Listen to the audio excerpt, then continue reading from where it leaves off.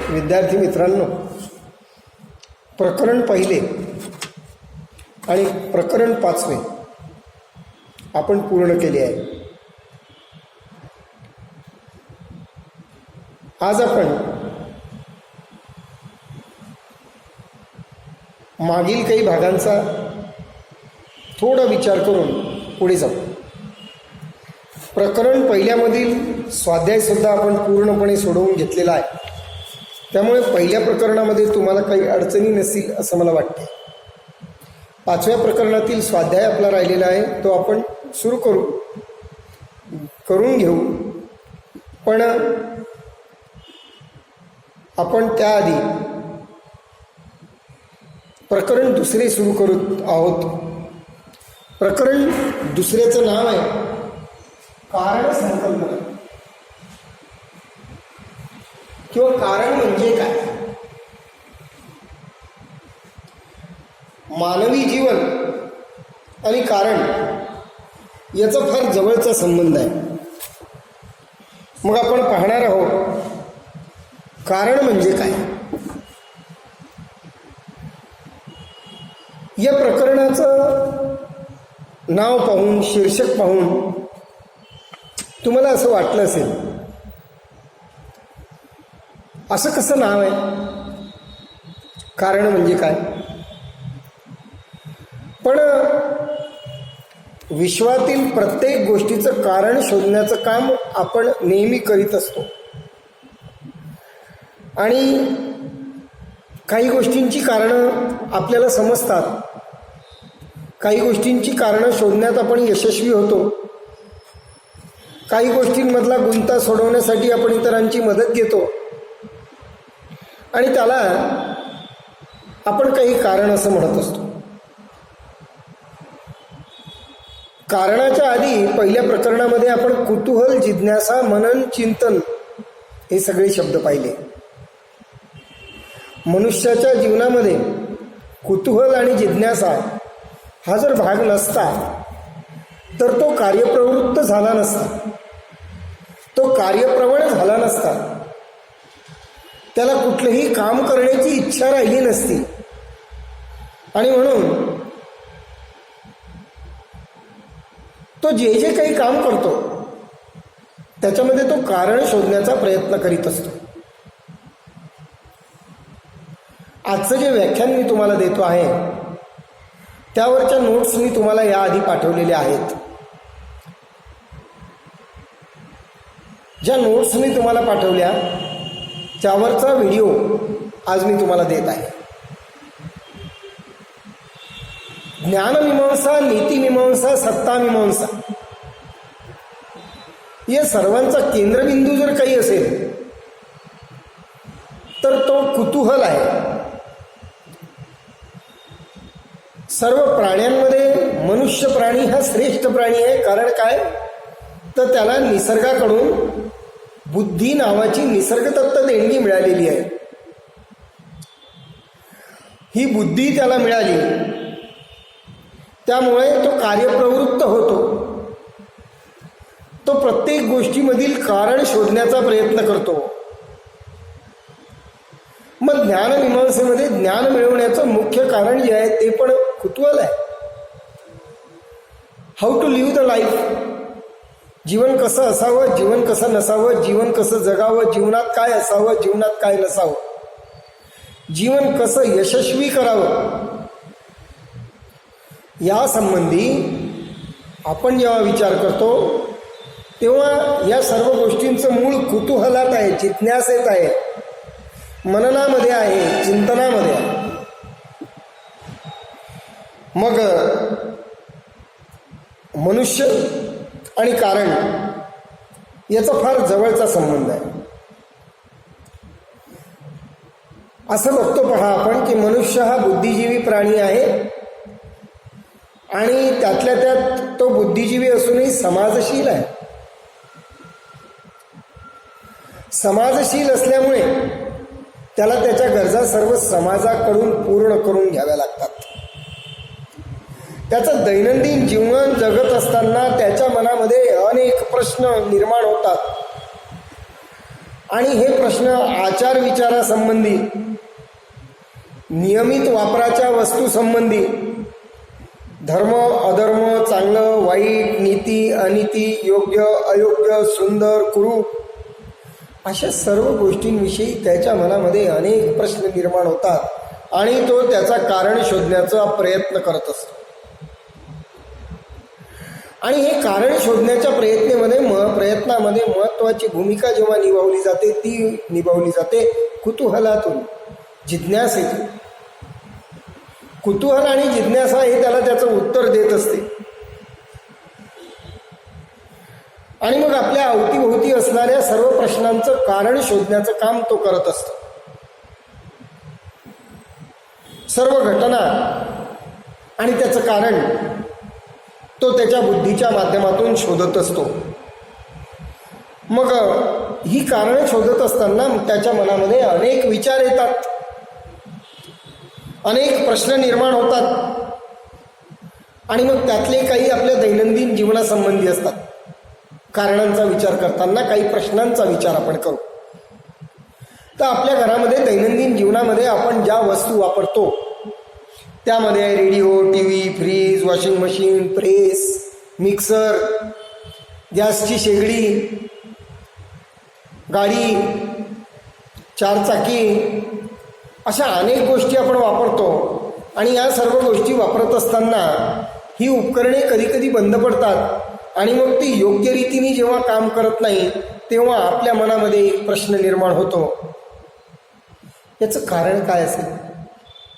Press बंद पडली, कपड्यांना इस्त्री होऊन नाही राहिलेली, काय कारण आहे? मग आपण कारणांचा शोध घेण्याचा प्रयत्न करतो.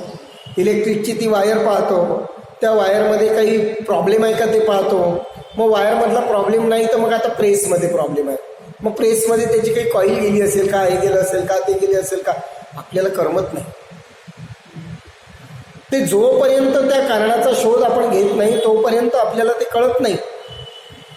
आणि मग आपण त्या प्रेसवाल्याकडे जातो, दुकानात जातो आणि तो म्हणतो की साहेब याची कॉईल गेली, आणि तो ती कॉईल बदलून देतो, प्रेस सुरू होते. मग अशा अनेक उपकरणांची ज्या वेळेला आपण योग्य ती निगा राखतो, दुरुस्ती करतो आणि त्याच्यामधलं कारण शोधून काढतो आणि आपलं जीवन पुन्हा नव्याने सुरुवात करतो, अडचणी सोडवतो. काय होतं कधी कधी, ही झाली आपल्या दैनंदिन जीवनातली गोष्ट. पावसाळ्याचे दिवस नाही तरी पण कधीतरी पाऊस पडतो आणि मग अचानक पाऊस येतो आणि आपण त्या कारणांचा शोध घ्यायला लागतो की काय कारण आहे बा. आणि या सर्व कारणांचा शोध घेतल्यानंतर आपल्याला समाधान वाटतं, आपलं कुतूहल शांत होते, आपली जिज्ञासा वृत्ती शांत होते. पुढचा एक प्रश्न आहे, एकदम धडधाकट दिसणारी निरोगी व्यक्ती अचानक आजारी पडते आणि अचानक आजारी पडते ही पहिली बातमी आपल्या कानावर येते आणि नंतर लगेच त्याच्या निधनाची बातमी, त्याच्या मरणाची बातमी आपल्या कानावर येते. आपण पुन्हा विचार करायला लागतो, काय कारण आहे, काय झालं असेल? कालच तर त्यांना मी पाहिलं पण आज गेले कसे ते?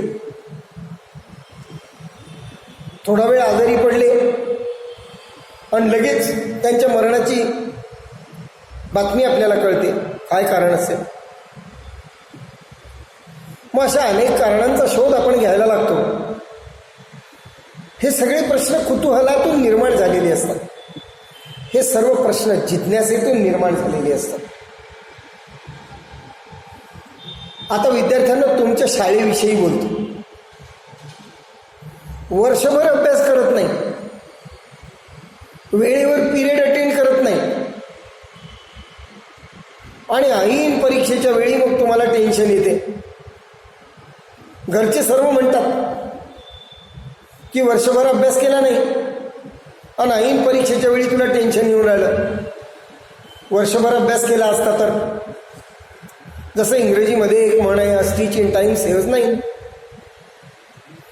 परिस्थितीचा वेळच्या वेळी आढावा घ्या म्हणजे अडचणींना सामोरं जावं लागत नाही. मग अडचणी निर्माण न होण्याचं कारण काय? तर दैनंदिन जीवन छान जगा. दररोज अभ्यास करा, पिरियड व्यवस्थित अटेंड करा आणि त्या माध्यमातून मग तुमचं जीवन निश्चितच चांगलं होईल. पावसामध्ये भिजतो बघा आपण एखाद्या वेळी आणि अचानक आजारी पडतो. याचं कारण काय आहे? तर घरचे आपल्याला म्हणतात, मी तुला म्हणत होतो की पावसात भिजू नको, म्हणजे पाऊस हे तुझ्या आजाराचं कारण आहे. ह्या आणि अशा अनेक गोष्टींची चर्चा आपण दैनंदिन जीवनामध्ये करत असतो. अशा दैनंदिन जीवनामध्ये आपण अनेक कारणांचा शोध घेत असतो. आता बघा, काही प्रश्न कसे असतात जे आपल्या जीवनाशी रिलेटेड असतात, त्याचा विचार आपल्याला कधीतरी करावा लागतो, पण ते वैज्ञानिक असतात. वैज्ञानिक पातळीवर आपल्याला त्याचा विचार करावा लागतो. काही प्रश्न कसे असतात? वैज्ञानिक असतात. जसं की समुद्राला भरती का येते? भरती येण्याचं कारण काय? ओहोटी येण्याचं कारण काय? उन्हाळ्याचं कारण काय? हिवाळ्याचं कारण काय? पावसाळ्याचं कारण काय? भूकंपाचं कारण काय? प्रसरण पावणे म्हणजे काय? आकुंचन पावणे म्हणजे काय? वादळ येणे म्हणजे काय? महापूर येणे म्हणजे काय? पूर येणे म्हणजे काय? मग ही अशी वैज्ञानिक कारणांचा आपण शोध घेत असतो. आणि या वैज्ञानिक कारणांचा आणि निसर्गाचा काहीतरी संबंध आहे का? आपलं जीवन विज्ञान आणि निसर्ग यांचा संबंध आहे का? आपण यांचा ताळमेळ साधला पाहिजे का? आणि या सर्व गोष्टींची कल्पना आपण करत असतो, या सर्व गोष्टींची चिकित्सा आपण करत असतो आणि या सर्व गोष्टींचं कारण शोधण्याचा प्रयत्न आपण करत असतो. आणि अशा वैज्ञानिक सर्व कारणांची चर्चा करत असताना त्याचं उत्तर आपण वैज्ञानिक पातळीवर शोधण्याचा प्रयत्न करीत असतो. आपलं दैनंदिन जीवन आणि दैनंदिन जीवनात येणाऱ्या अडचणी, दैनंदिन जीवनात येणारे प्रश्न आणि त्या प्रश्नांची कारणमीमांसा, याला सुद्धा कारण म्हणतात. आपल्याला पडणारे वैज्ञानिक पातळीवरचे प्रश्न आणि त्याची केलेली कारणमीमांसा, याला सुद्धा कारण म्हणतात. आता पुढचा भाग आहे, काही प्रश्न धार्मिक असतात. धर्म मनुष्याच्या जीवनामध्ये जन्मापासून मरेपर्यंत जो कायम राहतो तो धर्म. धर्माशिवाय जीवन नाही, जीवनाशिवाय धर्म नाही. बघा, दोन्ही बाजू बघा. धर्म आणि जीवन या एकाच नाण्याच्या दोन बाजू आहेत. मग काही धर्माचे प्रश्न आपल्याला पडतात, धर्मविषयक प्रश्न आपल्याला पडतात. काय प्रश्न आहेत? त्यामध्ये पहिला प्रश्न असा आहे, धर्म म्हणजे काय? मग धर्म म्हणजे दैनंदिन जीवनाची लाईफस्टाईल म्हणजे धर्म का? धर्म म्हणजे रिलिजन का? धर्म म्हणजे चाली, रीती, रूढी, परंपरा का? धर्म म्हणजे माणसानी माणसाशी कसं वागायचं, याला धर्म म्हणावं का? या आणि अशा अनेक गोष्टी धर्मामध्ये येतात आणि याचं कारण शोधण्याचा आपण प्रयत्न करत असतो. याचं कारण आपण शोधतो आणि या कारणांचा शोध घेतल्यानंतर आपण धर्म नावाच्या एका कल्पनेवर स्थिर होतो आणि आपण आपलं जीवन जगण्यासाठी सज्ज होतो. काय धर्म आहे? खरा तो एकची धर्म जगाला प्रेम अर्पावे, याला धर्म म्हणावं का? या भारतात बंधुभाव नित्य वसुदे, दे वरची असावे, हे सर्व पंथ संप्रदाय एक दिसू दे, याला धर्म म्हणावं का? इतनी शक्ति हमें देना दाता, मन का विश्वास कमजोर होना, हम चले नेक रस्ते से फिर भी भूल कर भी कोई भूल होना, याला धर्म म्हणावं का? धर्माची कारण मीमांसा काय? की देवाच्या मंदिरात जाऊन नमस्कार करणे, याला धर्म म्हणावा? की माणसा माणसामधील माणुसकीचं नातं म्हणजे धर्म? मग या सर्व गोष्टींचा विचार ज्या वेळेला आपण करतो त्यावेळेला त्याला धर्म असं म्हणतात. आपल्या मनातली जिज्ञासा वृत्ती धर्माविषयीची निर्माण होते, त्याचे प्रश्न आपल्या मनामध्ये निर्माण होते, त्याची कारणं आपण शोधून काढतो आणि त्याला धर्म म्हणावे काय यावर आपण स्थिर होतो आणि आपण आपलं जीवन जगण्यासाठी योग्य ती सुरुवात करतो. पुढचा प्रश्न येतो विद्यार्थी मित्रांनो, धर्मामध्ये जीवनामध्ये धर्माचं पालन आवश्यक आहे का? आता बघा, जर तुम्ही धर्म पाळला नाही तर तुम्ही काय पाळाल? माझ्या जीवनात हे नाही म्हणजे हे आहे, म्हणजे काहीतरी तर तुम्हाला पाळावं लागेल. धर्माचं पालन करत नसाल तर अधर्म. म्हणजे मग धर्माचं पालन करणं आवश्यक आहे का? तर याचं उत्तर आपल्याला होच मिळेल. धर्माचं पालन केल्याने काय होते? आपण काही आदर्श प्रस्थापित करतो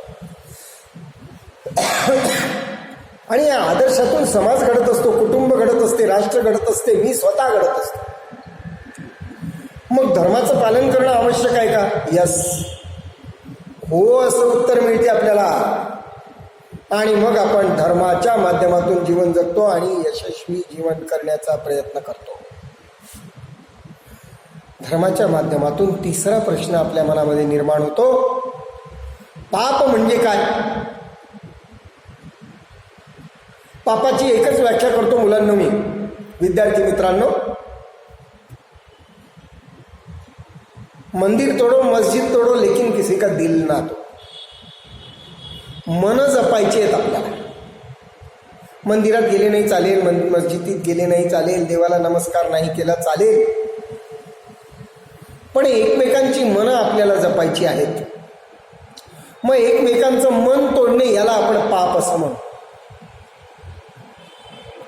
मग म्हणून काही करायचं का? मन नाही तोडायचं म्हणून काही करायचं का? नाही, तसंही नाही.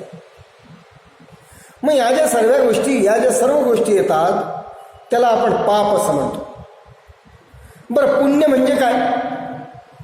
धर्माच्या संबंधामध्ये काही कल्पना आपल्या मनामध्ये येतात आणि मग पुण्य म्हणजे काय?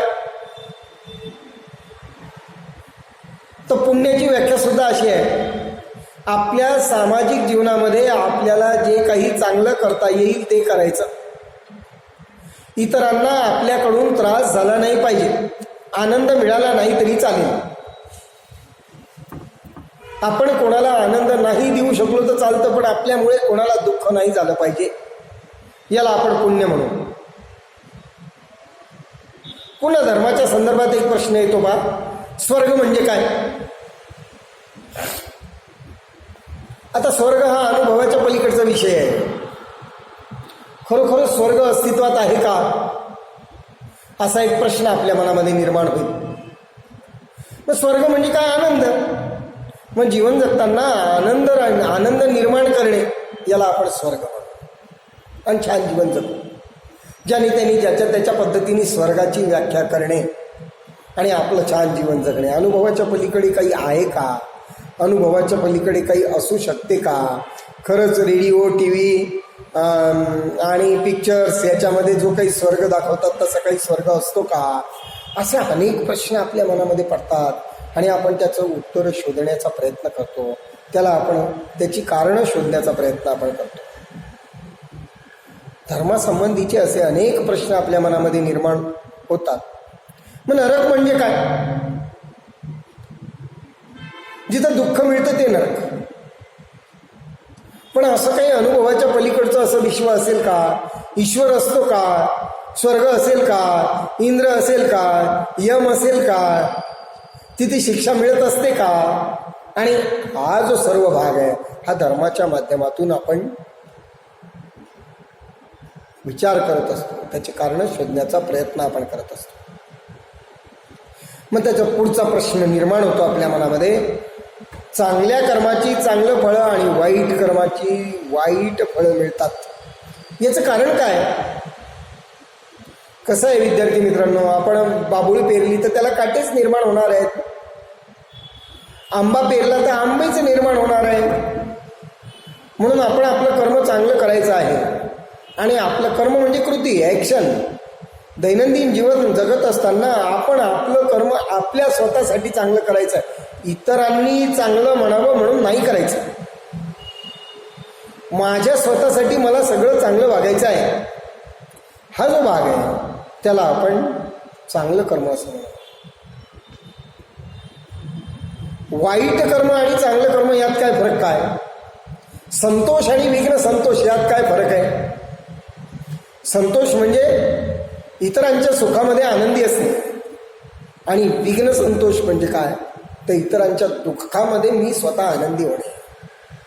मग जी माणसं विघ्न संतोषी असतात त्याला आपण वाईट कर्माची माणसं म्हणतो आणि जी माणसं संतोषी असतात इतरांच्या सुखामध्ये मलाही आनंद आहे त्याला आपण चांगल्या कर्माची माणसं. ही आणि अशी अनेक प्रश्न आपल्याला कारणांच्या माध्यमातून पडत असतात आणि या कारणांच्या